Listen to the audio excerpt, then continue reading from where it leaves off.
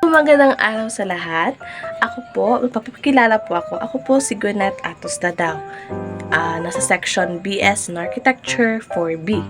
At ang aking vlog ay patungkol sa kung paano ko sinagip at pinalaki yung pusa kong nagngangalang si Goldie. Nagsimula ang lahat tuwing isang araw ng Setyembre 2023 habang ako gumagawa ng proyekto sa kasisayang retorika, may pinapabili yung ina ko sa tindahan na malayo pa sa amin. Kaya pumunta ako doon at pag-uwi ko may nakita ko isang pusa na malapit na masagasaan sa sasakyan kaya sinabi ko. Sumunod naman ito sa akin, tinabi ko na naman. Sinabihan ko yung mga bata doon na naglalaro na bantayin nyo pang hindi masagasaan at hindi pumunta sa gitna ng daan. At naintriga ako sa patin niya sa likod, tila may orange na naka-ibon na nakarap sa kanyang leeg. At yung kinunan ko siya ng litrato, napaisip talaga ako na aalagaan ko itong pusa nito. Kaya tumakbo ako sa bahay, sinabihan ko yung ina ko nung una hindi siya sumasang-ayon kasi dapat malaki yung pasensya mo pag alaga ng pusa. Kaya nun, binuha ko siya, isang palad ko lang siya kalaki nun. At inilagay ko siya sa kahon at pinunasan ko ng wet wipes kasi hindi dapat siya lilikuan kasi ang edad niya malalamigan siya kapag lilikuan ko at timplahan ko siya ng gatas at binigyan ko ng gatas, uhaw na uhaw talaga siya nung uminom nun. Kaya noon napaisip kami ng ina ko kung ano ipapangalan ng pusa ito at ang ina ko napasabi na ang ipapangalan sa pusang ito ay Goldie. Ngayon ipapakita ko naman yung paglaki niya hanggang sa panahon ngayon. Dumaan ng ilang araw kaya pinaliguan namin siya at tila kinagigiliwan ng ina ko kaya kinunan ko ng litrato at ito yung litrato niya. Dahil nga napakamaliit niya nun, binibihisan namin siya ng parang isang manika at kinagigiliwan siya ng aming pamilya. Jesus!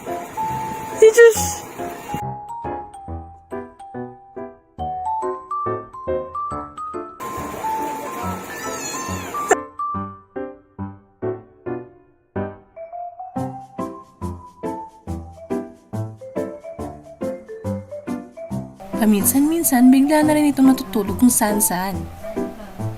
At kapag siya gising na, nagiging hyper at playful ni Goldie. Kaya nga lang, pinagkakailaman niya mga gawain namin sa bahay kagaya na lang nito. At kapag siya susuway, ginagawa namin siya ng katuwaan kagaya nito. Siya rin ay nagsisilbing stress reliever ng aming pamilya.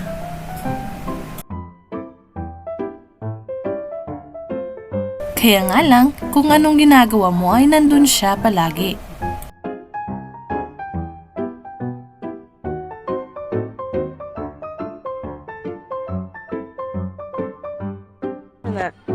Paminsan-minsan din na hindi siya gaanong gustong maglambing. O kaya ang kanyang paglalambing ay ang pagkagat niya ng aming mga daliri. Minsan natutuwa kami kapag bigla siyang gumanito.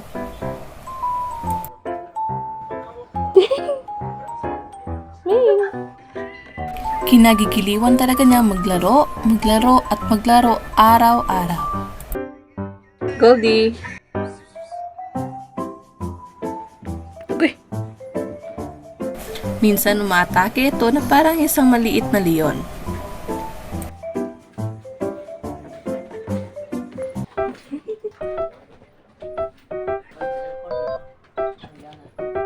At natatakot pag napapagalitan. Pag sumobra na ang ka-hyper ni Goldie, nagagalit yung ina ko. Makikita naman sa mukha nito na alam niya na nagagalit kami at kailangan tuturuan siya ng leksyon. Sakit na.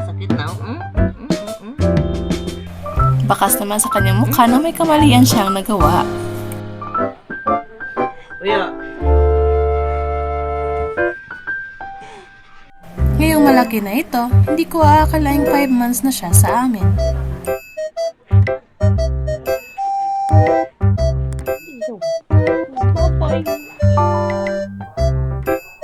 Kung gaano siya mapaglaro nung bata pa siya, mas paglaro ito kahit ngayon malaki na siya at tila lahat ng bagay ay laro na para sa kanya. At kahit maiglip yung tulog mo, gagalawin ka niya upang siya'y makakain na. Monster. Pero kahit ganito siya ka-hyper at pinapagalitan namin, napamahal na rin kami sa kanya.